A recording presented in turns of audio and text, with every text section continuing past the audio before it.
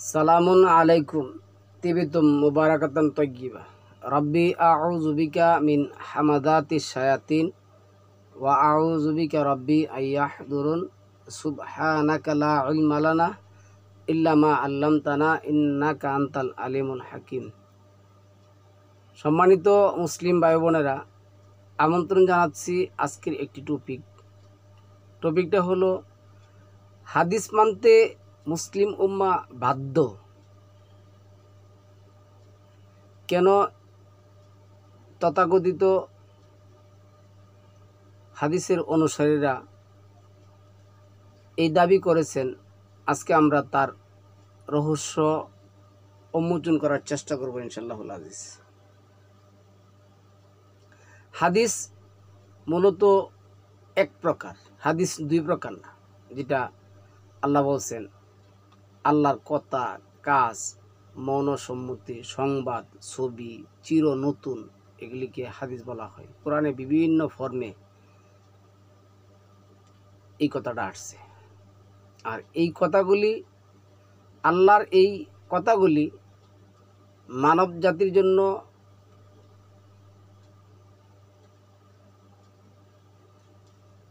একজন মাধ্যম আল্লাহ কি করছেন, ব্যবহার করেছেন যে মানবের কাছে পৌঁছে দেওয়ার জন্য। তিনি হলেন আমাদের মধ্য হতেই একজন, যেটা ৬২ নম্বর সূরা জুমার আয়াতের মধ্যে আল্লাহ বলছেন, তোমাদের মধ্য হতেই তোমাদের জন্য একজন উম্মীকে আমি কি করছি, আমার বাণী রিসালাত, আমার হাদিস মুখ দিয়ে উচ্চ করার জন্য তাকে হিকমা, জ্ঞান, প্রজ্ঞা দান করেছি। এখন কিছু মূর্খ অনুসারীরা বলতেছে যে নবীর কথাই হাদিস। আল্লাহ বলছে, আমার কথা হাদিস, আমার কথা বিধান, আমার কথা মুহাম্মদকে মানবজাতির কাছে সুস্পষ্টভাবে প্রচার করে দেওয়ার জন্য আমি কি করছি, তাকে নিয়োগ দিয়েছি। যেটা ১৬ নম্বর সূরার ৪৪ নম্বর আয়াতের মধ্যে বলছেন। এখন এই আলেম সমাজ বলতেছে যে না, নবী বিধানের মালিক, নবী হাদিসের মালিক, আর নবীর হাদিস মানতে হবে, কোরআনের হাদিস মানা যাবে না, কোরআনের হাদিস মানা যাবে না। তারা কোরআনের কিচ্ছু মানে না, সালাম মানে না, সিয়াম মানে না, জাকাত মানে না, কালেমা মানে না, বিয়ের নিয়ম মানে না, বাজার ঘাটের নিয়ম মানে না, হালাল হারামের বিধান মানে না, হজের ক্ষেত্রে কোরআনের নিয়ম মানে না, কোরবানির ক্ষেত্রে ওরা কোরআনের নিয়ম মানে না, কিচ্ছু তারা মানে না। তারা মানে নবীরটা, তারা কিন্তু কোরআনেরটা মানে না। মূলত যারা বলে যে নবীর হাদিস মানতে হবে, এই নাবী শব্দের অর্থ কিন্তু সাংবাদ। আল্লাহ যেটা ৭৮ নম্বর সূরার ১ নম্বর ৭৮ নম্বর সূরার নাম্বার রাখছেন নাবা, অর্থাৎ আল্লাহর পক্ষ থেকে মহাসংবাদ। এই সংবাদটা মানব জাতির কাছে পৌঁছে দেওয়ার জন্য উনি কি করছেন, মুহাম্মদকে নিয়োগ দিছেন। কিন্তু প্রচলিত এই আলেম সমাজ আজকে আমাকে আপনাকে বলতেছে কি, যে নবী বিধানের মালিক, নবী বিধান দিচ্ছেন। মা আদাল্লাহ, কত নিকৃষ্টতম আকীদা তাদের। আমরা দর্শক, যেহেতু আল কোরআন নাজিলকৃত সকল কিতাবের একক গ্রন্থ, তাই আমাদের একমাত্র অনুসরণ হবে আল কোরআন। মহান আল্লাহ পাক বলেন, এই কোরআন, তাওরাত, জাবুর, ইনজিল, এই সব কিতাবের বক্তব্য আছে।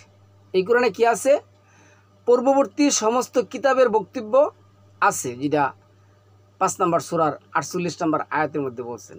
এবং পূর্ববর্তী সমস্ত কিতাবের কথা যদি কেউ বলে, তাহলে কি করবে, এই কোরআন দিয়ে কি করতে হবে, তাসদিক, সত্যায়ন করতে হবে। তারা সত্যায়ন হুজ্জা পায় না। এই কোরআন দিয়ে কী করবে? সত্যায়ন করে নিতে হবে। এটা আপনার 10 নম্বর সূরার 37 নম্বর আয়াতের মধ্যে আছে। 12 নম্বর সূরা ইউসুফের 111 নং আয়াতে বলা আছে, আর এই কোরআন কল্পনাপ্রসূত নয় যে আল্লাহ ছাড়া অন্য কারো দ্বারা প্রকাশিত হয়েছে। ইহা সেই কিতাবের সত্যতা প্রকাশকারী যা এর পূর্বে নাজিল হয়েছে, এবং আমাদের যে আবশ্যকীয় বিষয় বিধিবিধান সমূহ আছে তার বিশদ বর্ণনাকারী, এবং এতে কোনো সন্দেহ নেই ইহা বিশ্বের রবের পক্ষ হতে আসছে। কেউ কি সন্দেহ করতে পারবে? তারপরে কি তার ঈমান থাকবে? আর যদি সন্দেহ না করে, তাহলে ধরুন আমি পূর্বের সালামুন আলা আদমের ঘটনা আমি জানব, আল্লাহ যতটুকু আমাকে জানাতে বলছেন এতটুকু কি আমার জন্য এনাফ নয়? তো আদমের ঘটনা যদি আমি জানতে চাই, কোরআনের বাহিরে যেই কথাগুলি আছে এগুলিকে আল্লাহ শয়তানের ওহী বলছেন।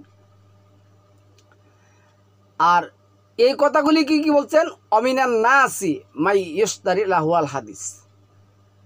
আমি দেখলাম এই তথাকথিত এক চ্যানেলের নাম হলো আহনাফ টিভি। এই গণ্ড মূর্খ বলতেছি কি যে অমিনান নাসি মাই ইশতারি লাহুয়াল হাদিস, এই হাদিস অর্থ গান বাজনা। সে গানের আরবিটাও জানে না। গানের আরবি কোরআনে আসে নাই।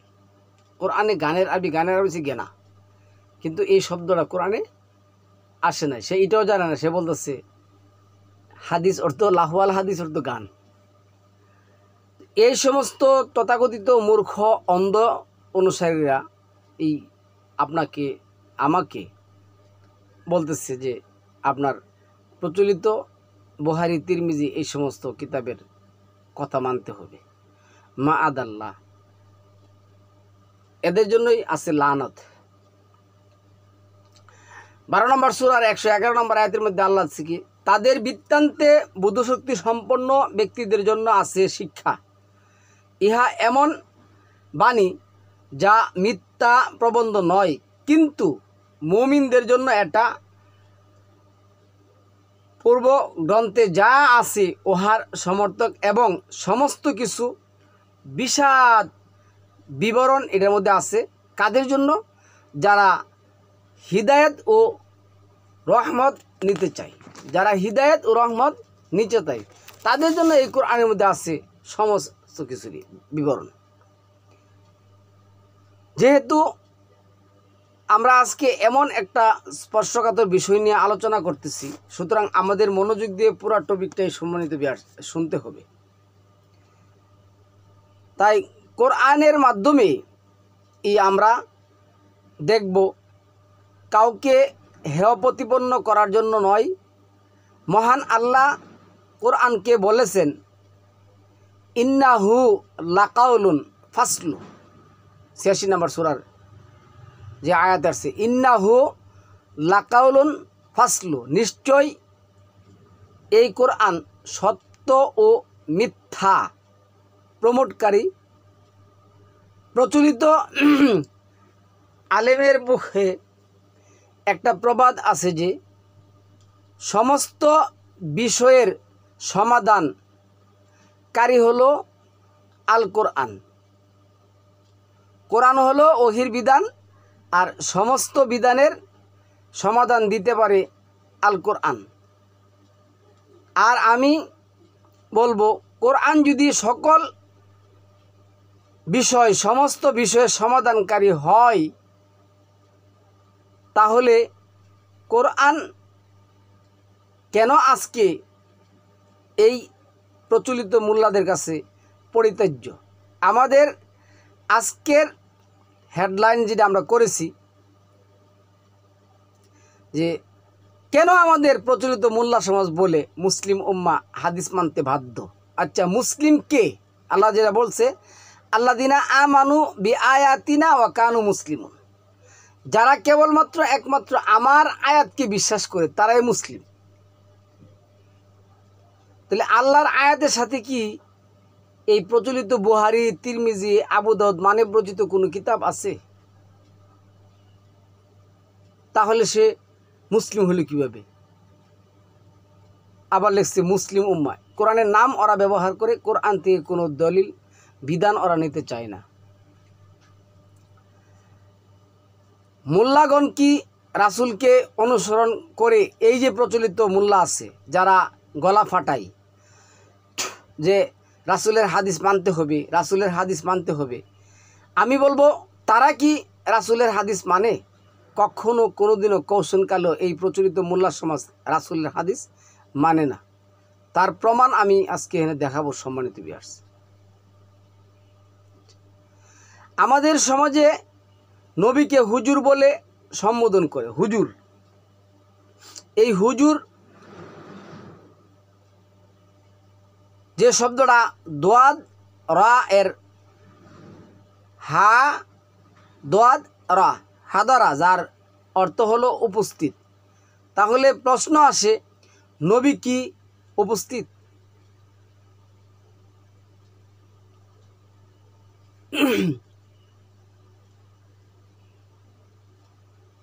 যারা বলে আমরা নবীর উপর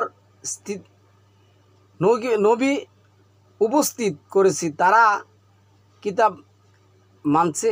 অবশ্যই মানে নাই। কারণ আমি আশ্রয় প্রার্থনা করছি ওদের উপস্থিত হতে। আমাদের আলো চলা নবীর অনুসরণ করা না। আমরা যে আলো পাই, 24 নম্বর সূরার 35 নম্বর আয়াত দেখবেন, যেই আলো আমরা পাই, এই আলো কার? আল্লাহর নাকি নবীর?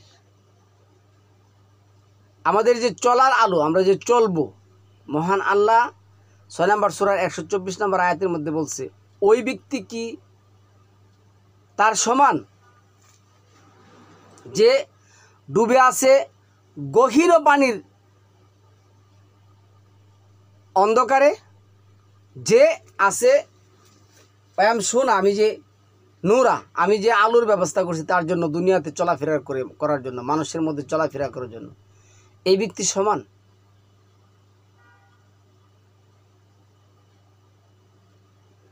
তো আল্লাহ যেটা বলছেন 23 নম্বর সূরার 97-98 নম্বর আয়াতের মধ্যে আল্লাহ বলছেন কি, রাব্বি আউযু বিকা মিন হামাযাতিশ শায়াতিন ওয়া আউযু বিকা রাব্বি আইয়াহদুরুন।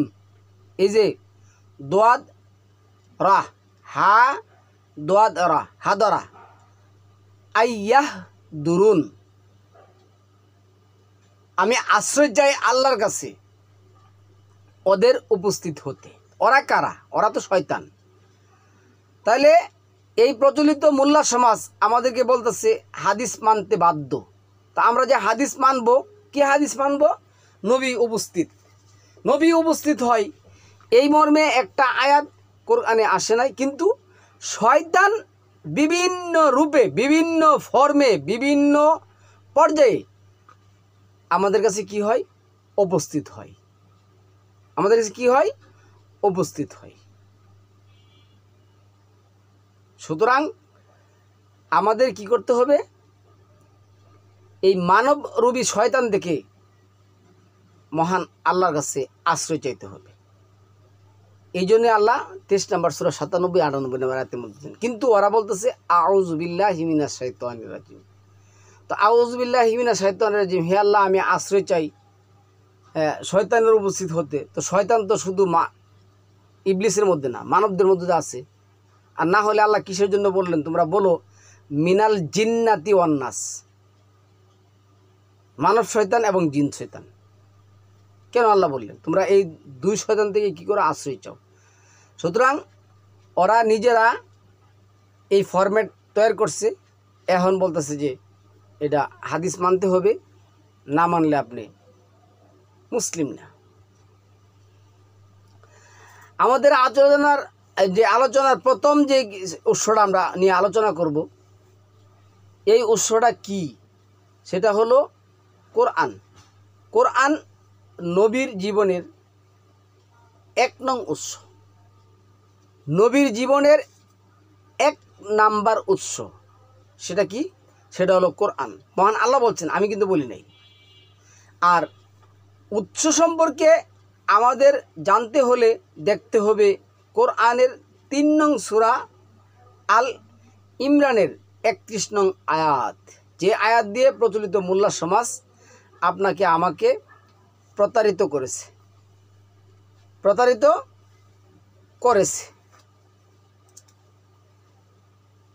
আমরা উৎস এর বাহন হিসাবে কোরআন বলছি।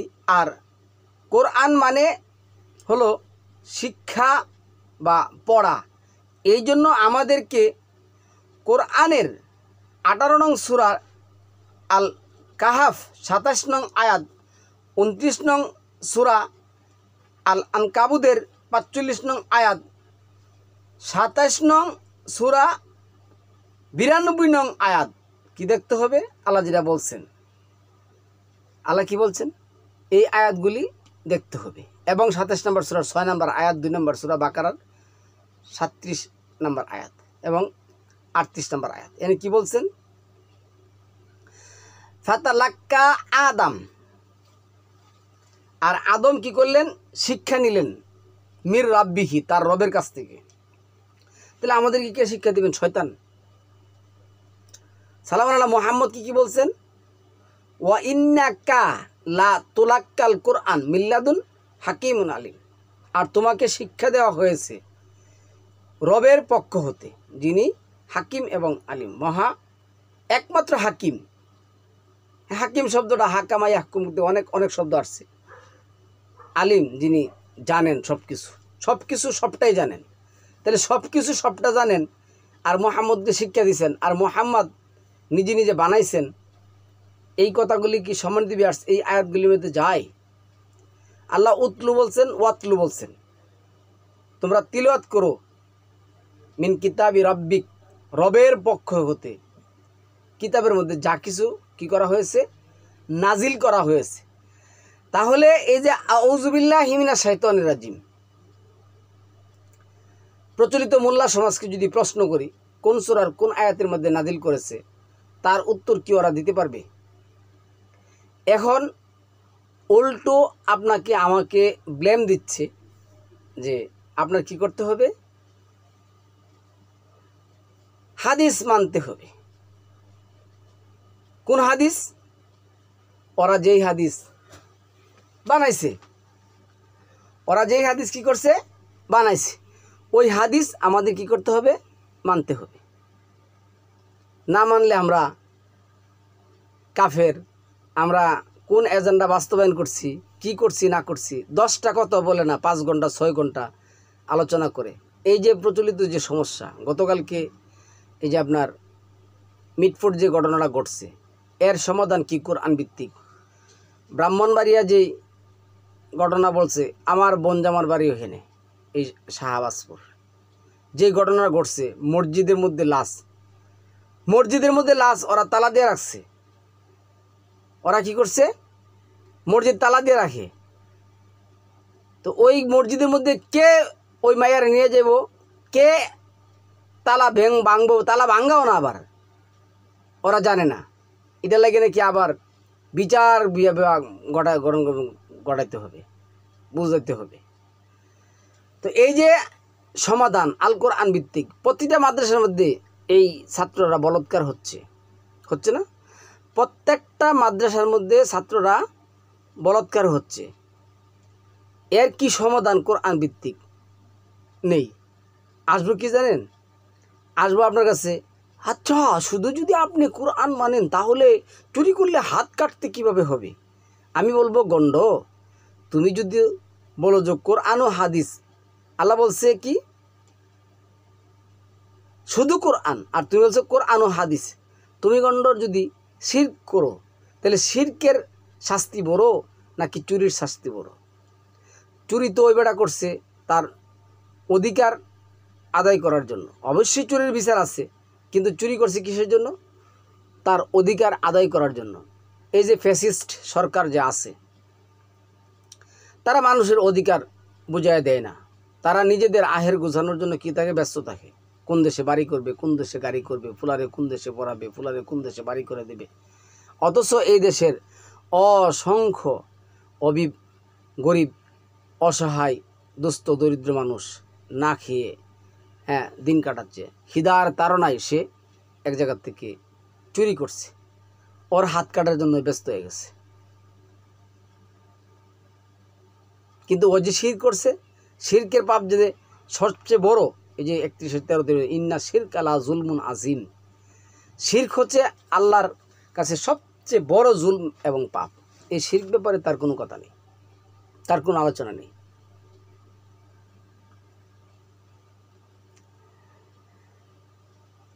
আচ্ছা, এরপরে যে আসছে যে কথাটা বলবো, এই যে 92 নম্বর আয়াতের মধ্যে যেটা আসছে 27, আল্লাহ বলছেন তুমি বলো ওয়ান আতলু আল কোরআন, আমি তো কেবলমাত্র কোরআন আবৃত্তি করার জন্য কি হয়েছে? আদিষ্ট হয়েছে। কি করার জন্য?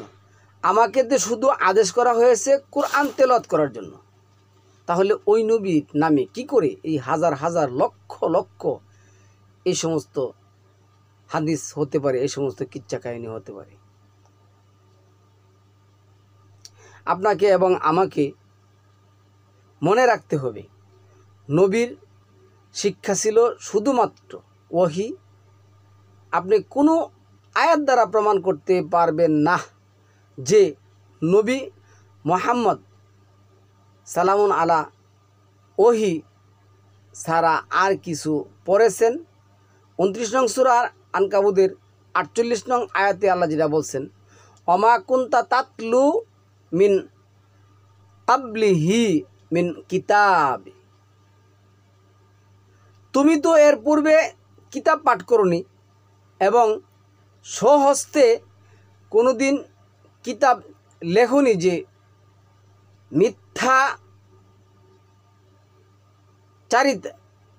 মিথ্যাচারীরা সন্দেহ করবে।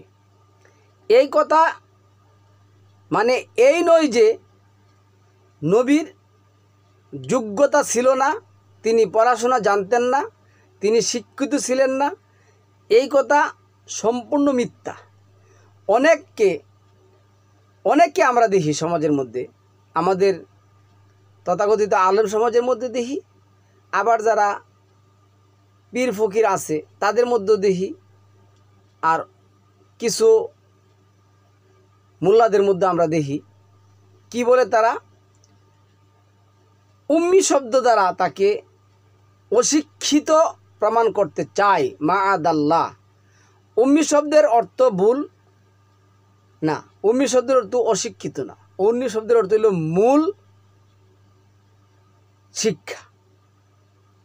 উম্মি শব্দের কি? মূল শিক্ষা। তাহলে সালামুন আলা মুহাম্মদ, আল্লাহর কাছ থেকে কোরআনে যা আসছে এই শিক্ষা হইল মূল শিক্ষা। এই শিক্ষা কি করছেন? সালামুন আলা মুহাম্মদ নিছেন। উম্মি শব্দের অরিজিনাল অর্থ হলো যিনি মূলের সব কিছু জানেন। অনেকে উম্মি শব্দ দ্বারা মা বলেছেন, হে মা, এর সব কিছু জানেন, বা হে মা এর মূল রয়েছে যিনি প্রথম থেকেই জাহেল, যিনি প্রথম থেকে কি জাহেল। তারা কিন্তু এই শব্দগুলি কি করে ব্যবহার করে যে উম্মি শব্দের অর্থ মা, উম্মি শব্দ উম্মি কি আর উম্মি এর মধ্যে পার্থক্য আছে, মূল। তাহলে এইখানে আমরা এটাই বলবো যে সেলফ এডুকেটেড যাকে আল্লাহ জ্ঞান দিয়েছেন। কাকে দিয়েছেন? যাকে আল্লাহ জ্ঞান দিয়েছেন। পৃথিবীর সমস্ত মানুষের জন্য একটাই উত্তর, রাসূল পড়াশোনা জানতেন না। মানুষে কি জানতেন না? এটা আল্লাহর কথার মধ্যে আছে কি যা 96 নং সূরা আলাক এর 1 নং আয়াত থেকে 5 নং আয়াত পর্যন্ত যদি আমরা পড়ি, তাহলে যারা সমাজে নবীর নাম নিয়ে বানিয়ে হাদিস তৈরি করেছে, তাদের ব্যাখ্যা জিব্রাইল সালামু আলাইহি এসে বলছেন কি জানেন কি বানাইছে? ইকরা ইয়া মুহাম্মদ, হে মুহাম্মদ আপনি পড়ুন, হে মুহাম্মদ আপনি পড়ুন। আর নবী বললেন আমি পড়তে জানি না, মা আনা বেকারি, আমি মূর্খ, আমি পড়তে জানি না। এইখানে শব্দ মা এ মুনফি হলে এটা হয় প্রশ্নবোধক, আমি কি পাঠক, অথবা মা যদি ইস্তেসকামিয়া হয় তাহলে কি আসে, আমি পাঠক নই। কিন্তু নবী বলছে আমি পড়তে জানি না বা আমি পাঠক নই, আমি কি পাঠক, এই কথাগুলি নবী বলছেন। নবীকে যখন আল্লাহ স্থির করেছেন তাকে কি করবেন, মানব জাতির জন্য কোরআন প্রচারক বানাবেন, তখন আল্লাহ কি বলছেন? 96 নম্বর সূরা 93 নম্বর আয়াতের মধ্যে, 193 নম্বর আয়াতের মধ্যে, নাজালা বিহির রুহুল আমিন, আমি আমার বিশ্বস্ত অর্ডারের মাধ্যমে এই কোরআন কি করছি, নাজিল করেছি। কিন্তু তথাকথিত এই প্রচলিত মোল্লা সমাজ তাদের হাদিসকে জিয়ে রাখার জন্য, এই হাদিস নিয়ে ব্যবসা করার জন্য তারা এনে জিব্রাইল শব্দটা লাগাইছে। না, আল্লাহ বলছেন নাজালা, আমি কি করছি, করে দিয়েছি। নাজালা বিহির রুহুল আমিন, রুহ অর্থ হলো কি, অমা ইয়ান্তিকু আনির রুহ কুলির রুহ মিন আমরিনা। রুহ হইল আল্লাহর একটা অর্ডার, আল্লাহ অর্ডারের মাধ্যমে আল্লাহ কালবিকালিতা কোন মিনাল মুনজিরিন, তার অন্তরে ঢেলে দিয়েছেন। কিন্তু ওই জাবলে নূর, হেরা গুহা, তারপরে আপনার এই কি জানি রে জিব্রাইল এই কোরআন নিয়ে আসছেন, এই বক্কর চক্কর কথাগুলি টিকিয়ে রাখার জন্যই কিন্তু আজকে আমাকে আপনাকে বলতেছে হাদিস মানতে হবে। না মানলে আপনি শিক্ষা থেকে বঞ্চিত, না মানলে আপনি মুসলিম না, না মানলে আপনি কার এজেন্ডা বাস্তবায়ন করতেছেন। কত রকমের টাউট বাটপারি কথাবার্তি বলে রে ভাই ওরা। এরপরে আসুন সম্মানিত ভিউয়ার্স, যেটা আসছে এইখানে আল্লাহ যেটা বলছেন 96 নম্বর সূরা আলাক এর 1 নং থেকে 5 নং আয়াতের মধ্যে আল্লাহ যেটা বলছেন, যারা সমাজের নবীর নামে বানিয়ে বানিয়ে হাদিস তৈরি করেছে তাদের ব্যাখ্যা জিব্রাইল এসে বললেন ইকরা ইয়া মুহাম্মদ, আর নবী বললেন মা আনা বেকারি, আমি পড়তে জানি না। সম্পূর্ণ টাটকা ফরমালিন মুক্ত মিথ্যা কথা, এটা হাঁটি মিথ্যা কথা, এটার মধ্যে কোনো ভেজাল নেই, কোনো ভেজাল এটার মধ্যে নেই, মিথ্যা কথা। কোরআনের কোনো আয়াতের সাথে এই ধরনের কোনো প্রমাণ আসে না সম্মানিত। কারণ তারা বলবে, কারণ একটাই, আপনার হাদিস মানতে হবে। এদিকে হাদিস এগুলি ডাস্টবিনে ফেলে দেওয়ার কথা, এগুলি যদি ডাস্টবিনে ফেলাই না দিতে পারবেন তাহলে আপনি কালবে সালিম অথবা কালবে মনিব হতে পারবেন না। 50 নম্বর সূরার 31 থেকে 32-33 নম্বর দিন কালবে মনিব, আর 37 নম্বর সূরার 96 মানে 26 নম্বর সূরা হচ্ছে কালবে সালিম। বিশুদ্ধ আত্মার অধিকারী আপনি হতে পারবেন না। আমার প্রশ্ন, নবী পড়াশোনা ওষুধ ছিল কোরআন, তাহলে আপনার উৎস হবে কোরআন, কিন্তু আপনি পড়াশোনার উৎস হিসাবে কোনটাকে বেছে নিয়েছেন? আপনি এখন আমার এই বক্তব্য থেকে ভেবে দেখুন। শিক্ষা অর্জন করতে আল্লাহ নিষেধ করেন নাই, আর আপনার জন্য সকল শিক্ষা তো কোরআনেই আছে। আপনি ইসলাম নিয়ে কথা বলবেন, তাহলে কোরআনই আপনার সমস্ত শিক্ষার বিধান হতে পারে। কথাটা এমন কোনো লোক যদি এটা বলে যে কোরআনে বাহিরে বিধান আছে, তাহলে তাকে মুসলিম বলা যাবে না। 46 নং সূরা আল আহকাফ এর 9 নং আয়াতে আল্লাহ কি বলছেন? বলো, আমি এমন কোনো প্রথম ও নতুন নবী নই। আমি জানি না আমার ও তোমাদের ব্যাপারে কি করা হবে। আমি আমার প্রতি যা ওহী করা হয় শুধু তারই অনুসরণ করি। আমি এক স্পষ্ট সতর্ককারী মাত্র। আমরা নবীর অনুসরণ করি, কিন্তু আমাদের জ্ঞানের উৎস হলো আকাবেরের দিন, হুজুরগানের দিন, বুজুর্গানের দিন, আশেকানের দিন, ইমামানের দিন, মাজাবহানের দিন। এটি হলো আমাদের জ্ঞানের উৎস। এই জ্ঞান আপনি অর্জন না করলে আপনি কি করতে পারবেন না? শিক্ষা অর্জন করতে পারবেন না, শিক্ষা থেকে বঞ্চিত থাকবেন। কত নিকৃষ্ট ওরা রে ভাই! আমার জানা মতে ওরা পৃথিবীর শ্রেষ্ঠতম নিকৃষ্ট মানুষ, পৃথিবীর শ্রেষ্ঠতম নিকৃষ্ট মানুষ।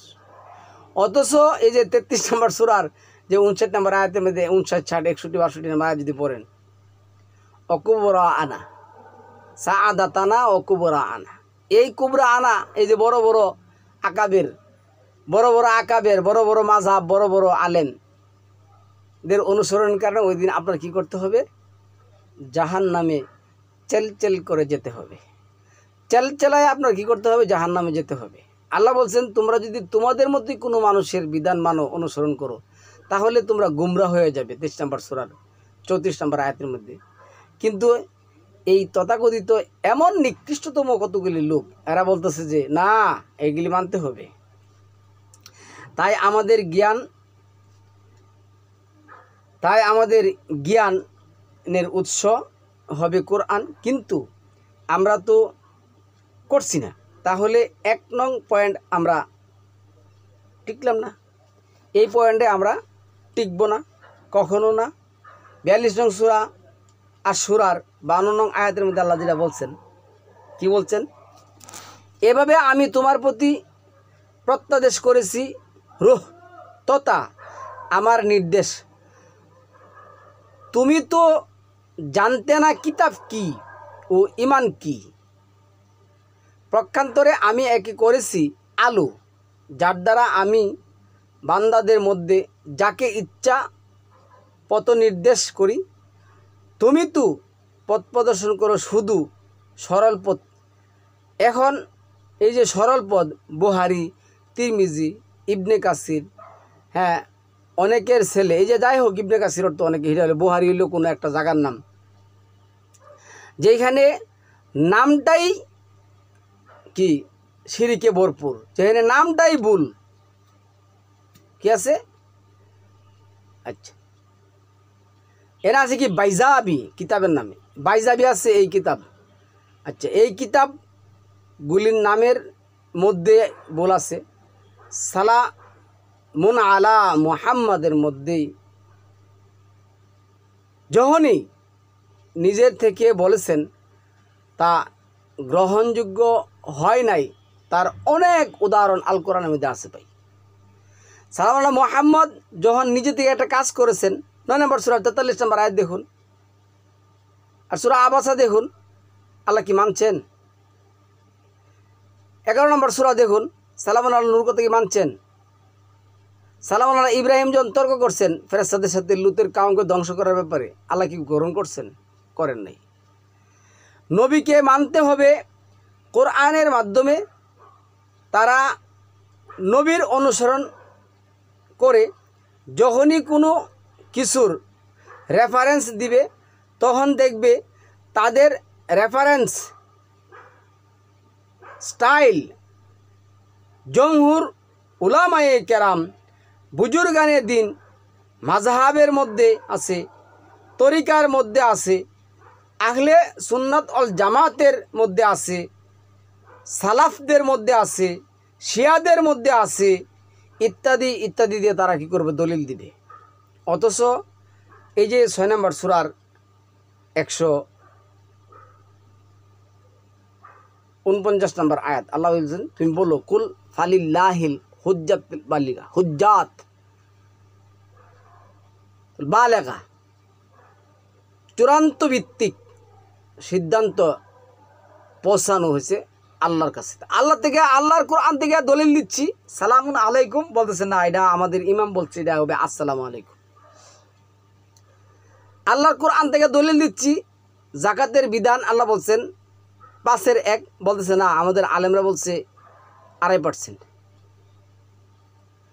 তালাকের বিধান বলতেছি যে ভাই তালাক ও মাররাতান, তালাক তো 2 বার, বলছে না, আমাদের ফেকাতে আছে 3 বার। সিয়ামের ক্ষেত্রে আপনার সিয়াম ভাঙ্গার জন্য বলতেছি আল্লাহ কি বলছেন?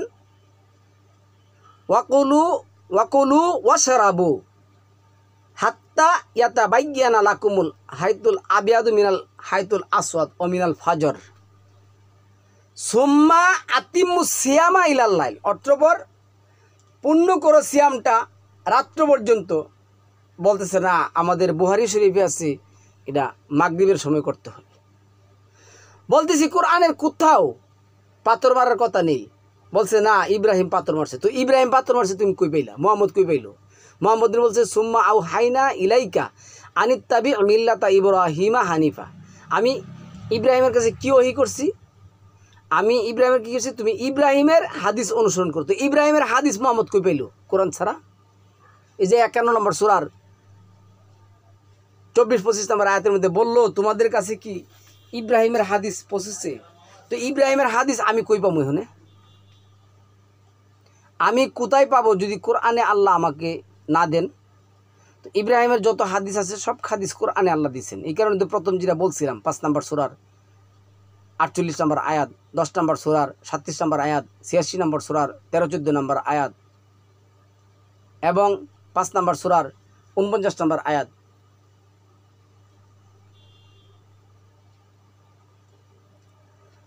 সম্মানিত ভিউয়ার্স, আমরা আজকে এইখানে টপিকটা শেষ করব। সালামুন আলাইকুম তিবিতুম মুবারাকাতান তৈয়িবা। আগামীকাল আরও কিছু কথা নিয়ে আপনাদের সামনে আসব। সেই পর্যন্ত আল্লাহ আপনাদেরকে ভালো থাকুক, আর আমার জন্য আল্লাহর কাছে ক্ষমা চাবেন, আমি যেন কোরআনের বাহিরে গিয়ে কোনো আমল না করি। সালামুন আলাইকুম তিবিতুম মুবারাকাতান তৈয়িবা।